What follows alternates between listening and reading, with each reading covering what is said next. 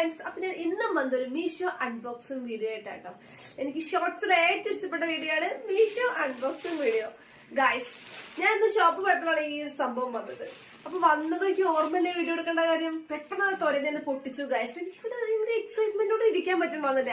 എന്തൊക്കെയോ ഞാൻ ഓർഡർ ചെയ്തത്, എന്തൊക്കെയോ വരുന്നത് എനിക്ക് മാത്രം അറിയില്ല. എന്താണെന്ന് അറിയാൻ വേണ്ടിട്ട് പൊട്ടിച്ചു നോക്കിട്ടോ.